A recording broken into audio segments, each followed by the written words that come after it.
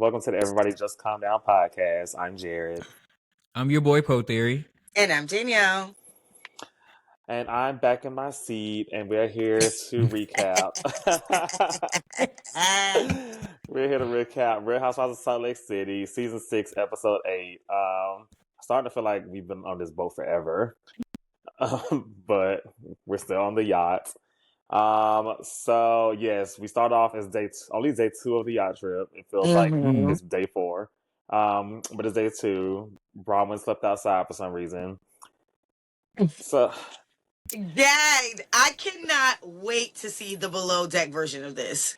So then, yeah, I thought about you right away because I'm just like, why did she just sleep in like the main saloon? What? Like there's no couch. Yeah, exactly.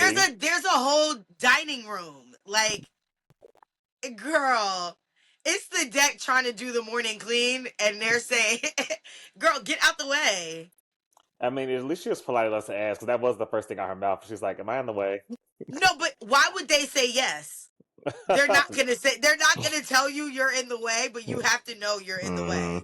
You have to. Like, what? Yeah, that blew me up.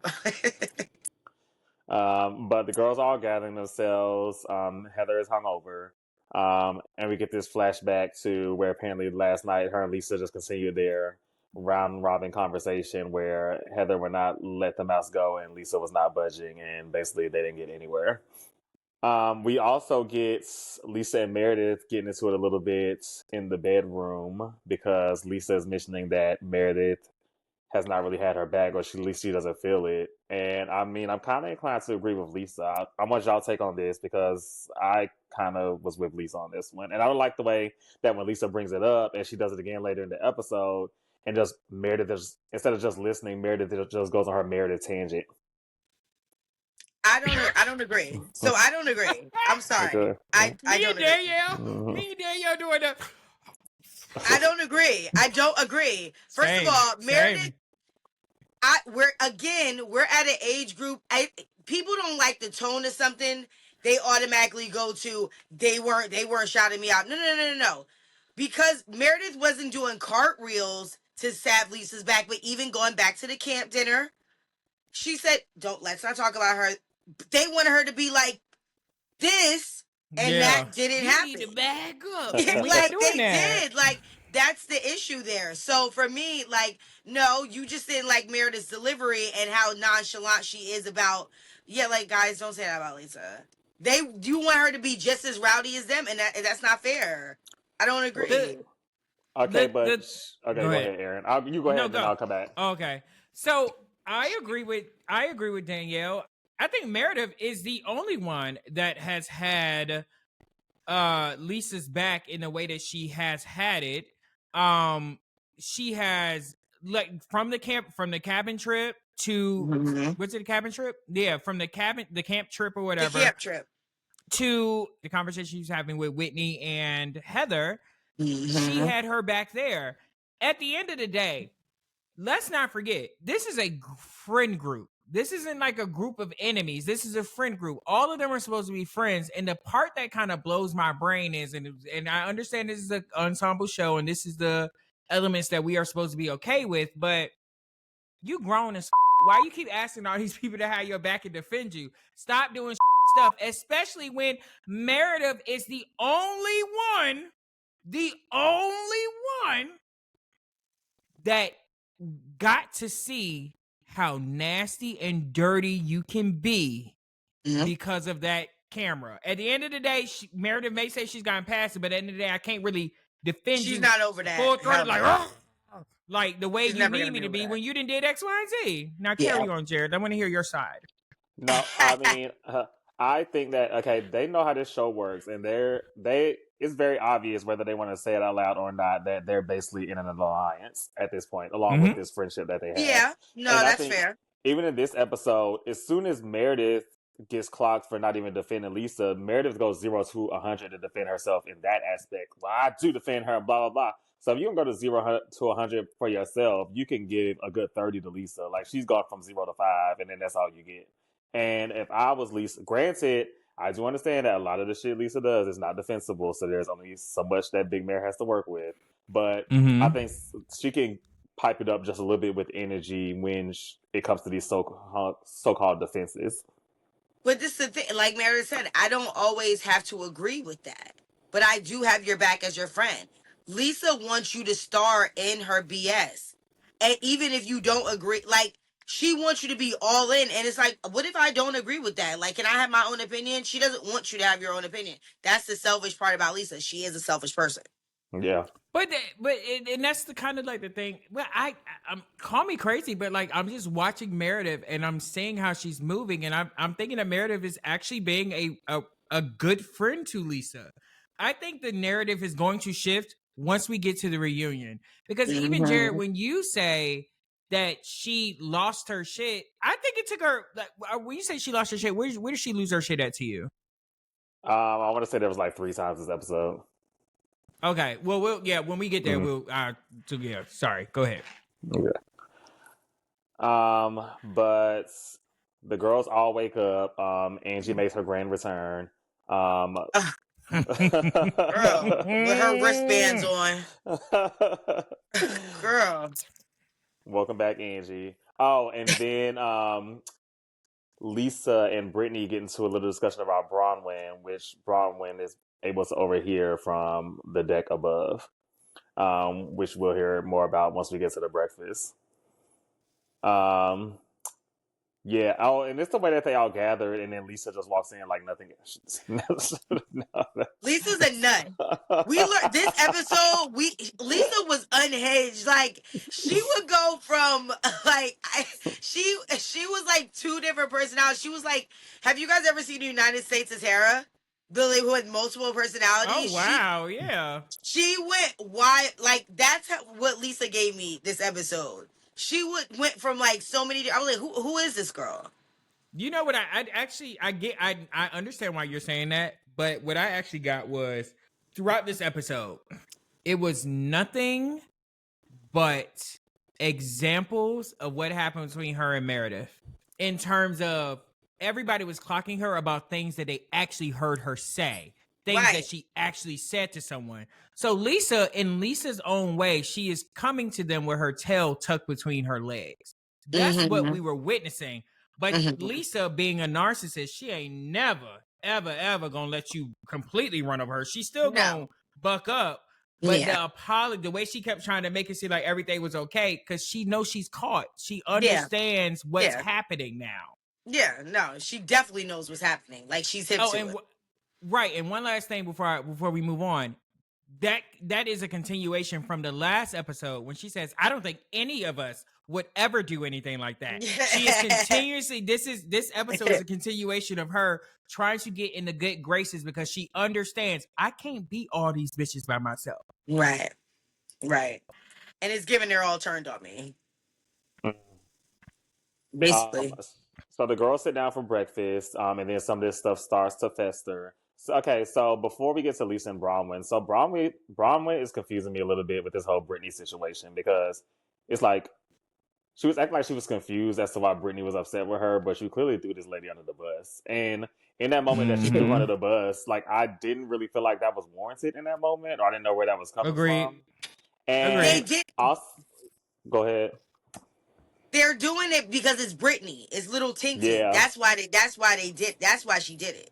If it was one of the other ladies, that wouldn't have happened like that. They only did it because Brittany is the from everybody. No, that's exactly right. Because that was my next thing too. Because then I also felt like Bronwyn was reaching and making something out of nothing with this whole, well, you trying to bring somebody to the room and the whole Captain Jason thing. I'm like, no, she wasn't. Because I mean, let's be real. And see, the crazy thing about it is, in production, you were nasty with that too, because he did go to the room by you putting the timestamp at 11:30, and then her coming in with the little bra on. You were trying to insinuate, you leaving it up to our imagination. That was reasonable doubt, whatever it could have been. So that was messy too. But also, Brahma, why did you bring it up for them to even showcase that? I mean, look, if my air conditioner wasn't working, I would have needed the captain to come down to. Oh, Captain Jason can fix any air conditioner that I ever had. Call me Jody. I need my AC.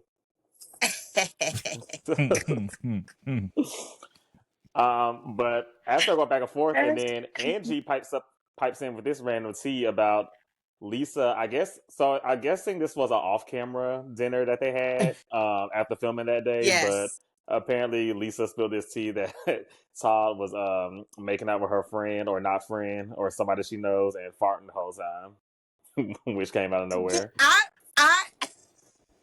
I don't think it was off camera. The only reason I feel like it wasn't off camera is the fact that Lisa copped to it so quickly. I feel like if this wasn't something that they were filming, but if it wasn't something that they were filming, like they were just, no camera crew in sight and they were at home, Lisa would have denied it like nobody's business. The fact that Lisa copped to it, she did not know. In her head, she was thinking, if I deny this, insert flashback. She doesn't know. So that's why I think the cameras were rolling. Yeah. That's because I was gagged by her admitting to it. Like I was shooketh. Yeah. I thought it was just because they had like a group picture together. Like, yes, it was some camera may have been there, but I didn't know if they were filming. So that tracks though. That does track. Very messy. I was married because I don't know if I would be I would be more devastated at, to be honest with you. The farting or the making out. I'd be devastated. Like what? No. Same. And yeah, my immediate thought was, oh Lord, she just proved Todd right, because Todd was telling Bronwyn, I don't know why you going on this trip with this girl. And then here we go with this same girl. Production with the flat, like with the over with him talking the voiceover. Over? Yes. This was one of the funniest episodes to me. I was like cracking up. That really took me. I said, no, they don't have him like God whispering to her. I said, but you should have listened to him, Bronwyn. You should have listened to your husband, girl. You should never wait. And you can't call him and tell him about this. And did justice for Meredith. I'm sorry. Oh, that was dirty how they did Meredith. It's justice for Meredith for me. Well, speaking of Meredith, the girls then head off to a little beach excursion where they're doing some snorkeling and some massages, etc. During this, Angie does apologize to Bronwyn because she feels bad that she threw her and Todd's business out on the street like that. Well, she threw this tea out on the street, which she should have felt bad about because, I mean, it's one of those things that's tricky because, yeah, Lisa said it, but Angie, you brought it to camera. Or it could have been on camera. We don't know. But I was going to say, who else knew about this? Yeah. Who else knew about this? Because the friend who he was so-called making out with could have spread this. We don't know who that person is connected to. So I struggle with Jared. I'm with you. I'm struggling on who, like, obviously Lisa is the person that everyone should be upset with, but I'm very stuck on how I should feel about Angie in this situation. Yeah, you're carrying it, but something about it. But I also I will shoot her a little bit of bail simply because it's such a fantastical story when you add in the farting that it kind of takes like the true infidelity vibe away from it. Like it just seems so campy now. It doesn't really feel like I also was very confused as to when the deckhands start giving massages. I thought they were gonna have like masseuse out there, and it was the staff doing it. I said, well, when they start doing that. I was right there with you with my below deck brain because normally they got some random ass ladies out there that they don't hire from the island giving some massages. Blown to bits when I saw a deckhand. I said, well, what? I said, well, when did they start doing that? But then everyone was getting one. But also, honestly, Mary was the real villain in this scene because she didn't have to eat Meredith up either. Yeah, so Meredith and Mary begin to Mary and Lisa at first have a discussion about the way Lisa is feeling about Meredith's support or lack thereof, whichever way you want to look at it, which Meredith then joins the conversation. And see, this is when she started Meredith thing, and just kind of, because as soon as they start, when they're like, well, you don't really have it, well, blah, blah, blah, she just started going on her rant. And this is when she started losing me because I'm like, girl, you're not even listening, which Mary calls her out on. But then, Mary just proceeds to eat her up for some reason. See, but this is where I disagree with you because I was with Meredith along the whole time. Everyone has been trying to get her to turn against Lisa, right? Every single person has been trying to get her to turn against Lisa. Yeah. She refuses to do so. But somehow we are having the conversation that she does not have Lisa's back. That's one. Right. Two, when she loses it on the beach, we also have knowledge of her, after she is in the bed, she's in the bed with Lisa, and this is Lisa's problem, where Lisa could say something along like, "Oh, you like," where Lisa's like, "I just know how people are. I get to see how people truly are," and da da da da da, and like where she is, it's similar to you get jumped, right? Let's say you get jumped, right? Or no, actually you don't get jumped. You get beat up, right? Okay. Your friend, instead of jumping in, your friend is breaking it up. And you upset, and it's like, do you want another ass whooping tonight? Like, it's that type of thing. You get mad because you get your ass whooped. Yeah. That's and fair. now then she started throwing shots at Meredith in the bed. So fast forward to now you got Mary coming at Meredith about this. It's like, that's why Meredith lost it, because it's like, I'm so tired. Like, literally, I'm tired of people coming at me and like wanting me to do something that I don't want to do. No, that's whether fair. it be defending her or saying that I don't think that we should be attacking her. It's odd. It's very odd to me. Mare, just stop being friends with her. It's been a disaster. It's over. Just stop. It's not working. Because damn if you do, damn if you don't at this situation. That's what it's giving. I like agree to an extent, excuse me, but I feel like there are two separate situations, and I think for you, Aaron, and Meredith, I feel like they're being merged into one. I think that yes, there's been clear attempts of the group to get Meredith to turn on Lisa, and that's one side of it. However, on the other side of things, which Mary was pointing out to her today, she's saying, "But Lisa, as your friend, is telling her that this is how she feels about it right now. You're not listening to her as your friend." So I think it's she wasn't receiving it. Yeah, Meredith kept going on about how the group was telling her to turn against her, whereas Lisa was coming from her from a different side saying, "I don't feel like you have my back." I feel like it was two different things that's being said to her, and she was relating them into one and reacting against them as one situation. That's a good call out. As I was speaking, I was thinking like, oh, I can see that as a difference. Hopefully, neither one of my co-hosts bring up that. Surprise, surprise! I was like, these are two different angles, but hopefully they don't break it up. And the bitch did. So, well, surprise. I agree. but Mary had to call that lady boring. You're boring. She said, "Why don't you go play in the sea?" What? I was like, Mary. But let's be very clear that what we gonna do again on my justice for Meredith train this episode. The body was T, bitch. The body. Yeah, was Meredith T. looks really good. No, Meredith. No, Meredith. Yeah, Meredith looks great. Oh, okay. She's on the caviar. No liver spots. No liver spots. Because I'm not talking about just her physique. I'm talking like about her like legs her skin. look great legs. Great like legs. You know, because the women of a particular age that are white, they be having liver spots, and we've seen what Tamara looked like. Oh my God, today. Touche. May a varicose vein never hit me. Not a varicose vein. Hey, that never touched my legs. But the girls played some fun games before returning back to the boat. Once the girls return back to the boat, we learn that Angie should probably never be anywhere near a boat, because how does this lady have a whole nother injury, or an injury followed by a sickness? Yo, bruh. When I tell you, I know that tip better be nothing less than 30,000, because y'all put them through hell. Is that what the tips be given? Yeah, 30,000 is a good tip. Minimum 20,000. Like, you're cheap if you give under 20. Yeah. So what is and how many people are on the boat? Anywhere from like 6 I've to seen 8. 6 to maybe 10 if they bring 5K? The children. So yeah. No. How many workers on the boat?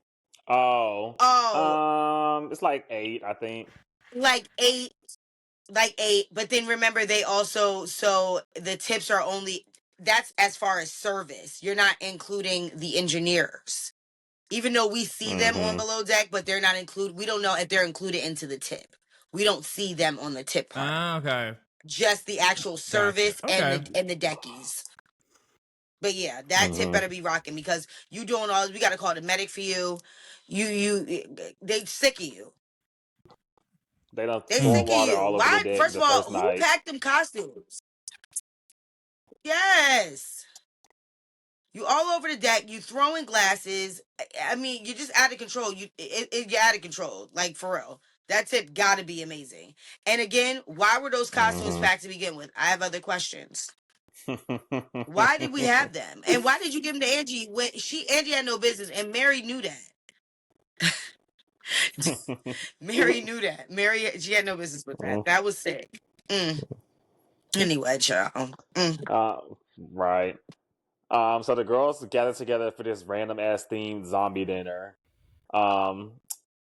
I wrote a note here. I just wrote that drunk Heather is annoying because I realized throughout this whole episode, like, drunk Heather is one of those drunks that just like will not shut up. Like, she just yelled the entire episode and she started to piss me off. The talker. Do your zombie walk. Give me some zombie food. Zombie ice. Zombie ice cream is good. Speaking of Heather, I would like to backtrack a little bit when they were on the beach when she actually kind of read herself and also said like, wow, I kind of like feel pretty shitty about myself. The fact that I was so committed to disliking Bronwyn and the fact that I've gotten along with Bronwyn and really enjoyed the time. I was like, wow, how big of Heather. Like, I appreciate her saying that to admit, because, you know, the girls will say, she's actually not that bad. But she made it a point to say, I was the one that was committed to disliking her. It actually wasn't Bronwyn. It was me. I was like, well, I appreciated that. So, good job. That was really big of her. But as the girls are sitting down to get to dinner, Bronwyn, of course, mentions that she checked in with Todd and Gwen and that she told Todd what Lisa spilled to them, to which Lisa immediately apologizes, which I'm sure was super sincere.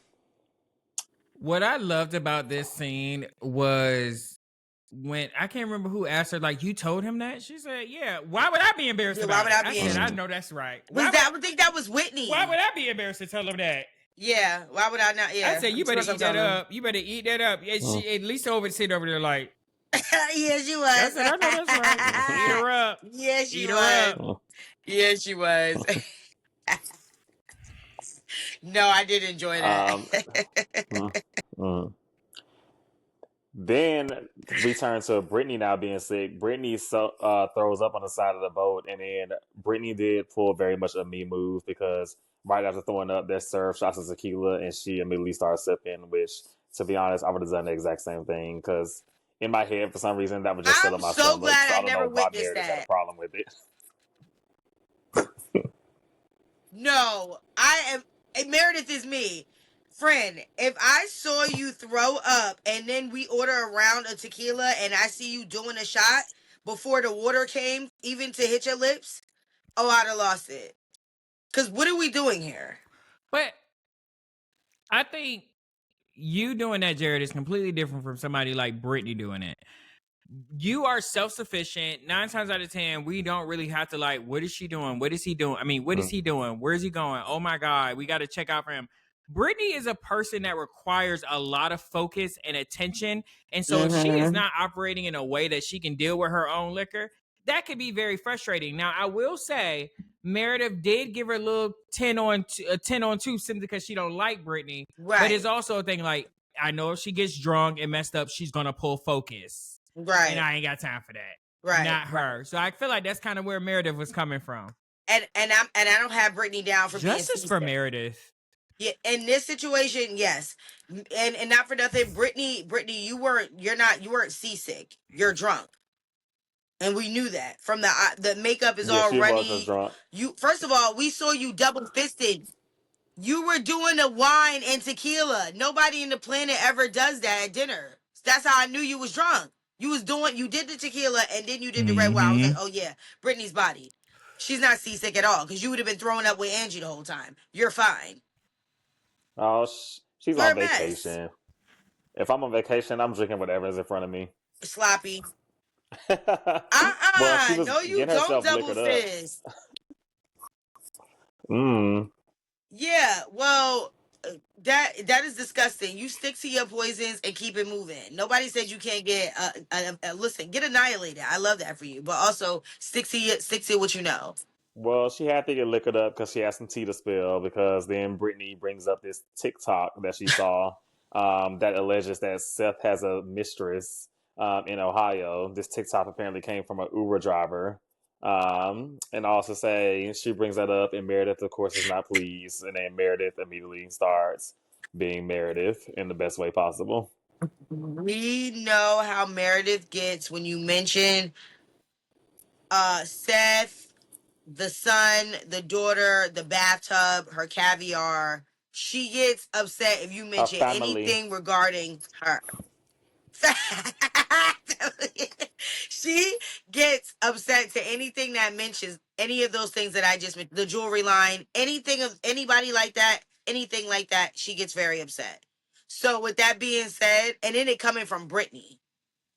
So it's really like, are you serious? But remember, for years, we've been hearing about Seth since he had that job in Ohio. We've been hearing that he had a mistress there. That's old news. That's old news. Once they rekindled their marriage, we forgot about all his past endeavors. We were always hearing shit about Seth.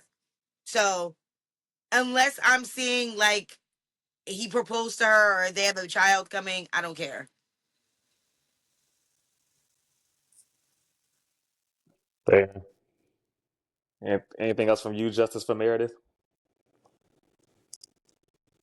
Oh, I have nothing. Nothing for Seth. I think she handled herself well here. Eat her up. I don't like how Justice for she Meredith. scared poor Captain Jason away from the table. Justice for Captain Jason. He couldn't even eat his zombie ice cream cake. I know. Justice for Captain Jason. With your He said, fine "Let me get the hell stuff. up out of here." No, you saw Daisy. Daisy was a The fact shit when y'all they keep went to calling him bed. fine is crazy. Captain Jason? He's a cutie. Mm-hmm. It's the accent too. Yeah, definitely the accent too. But that's a wrap for day 2 on the yachts. So I guess we'll see day 3 next week. So let's move on to our signature segment. Everybody, just calm down. Girl, just calm down.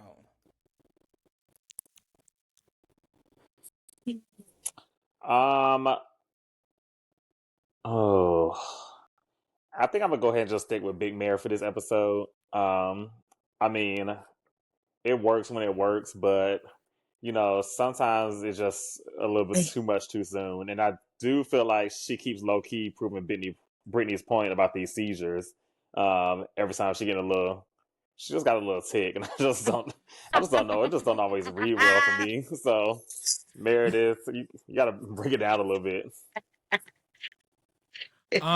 For me, it's going to be. This is a hard episode too for me. Like, I don't know who really. It's so easy to say Lisa. It's like at this point I'm beating a piñata at this point. Damn.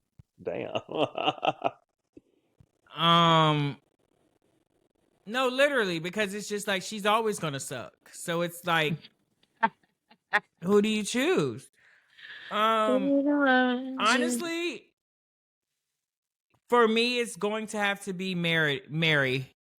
It's gonna be Mary for me. I didn't like how she jumped in for Lisa. At the end of the day, I can understand how we can view a situation and say, like, a very specific situation and say, like, oh, hey, like, but you need to listen. Like, she feels this way. But Lisa is not a valid person for you to even give that much leeway to. We know how Lisa operates and moves. So, like, yeah, the premise is correct. The principle of it all is correct. But when we talk about the actors of who we're talking about, you can't give her that. And that's why I say Mary, everything you said was correct, but not when it comes to Lisa. So I'm gonna have to say Mary. Okay. No, it's fair. I'm actually giving this because it was actually a little difficult for me as well. For this episode, but I'm going off of annoyance this episode. And for me, it's going to be Angie. Like Angie, like first of all, you're a real housewife. Why aren't you privy to boat etiquette? And the fact that you don't know how to actually be on a boat and you're seasick is one thing, but you cracking nails, having medics being called on the boat while wearing a stuffed animal or whatever blow up suit. I mean, it's just ridiculous at this point. Like, you kind of pissed me off because it's annoying. Like, you should know how to get on a boat. Like, girl, come on, get with the program. Yeah, I think you need to calm down and take more yacht trips with your husband. Yeah, calm down, Angie. Sorry. I'm not mad at that one. Yes. But that's wraps another What? Aren't you episode. Greek? Thank you for right.